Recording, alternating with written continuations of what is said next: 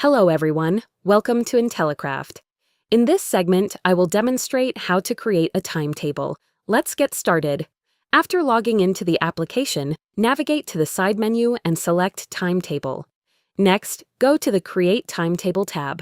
The timetable creation process is divided into different sections. First, we will create the basic timetable. Start by selecting the class and section.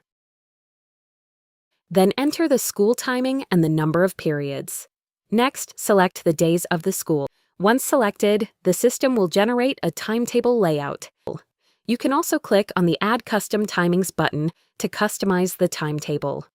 You can edit the timetable as required, including period names, adding breaks, and adjusting timings for periods or breaks. Once everything is set, click on Save Timings, and the timetable will be successfully saved. Thank you for watching this demo.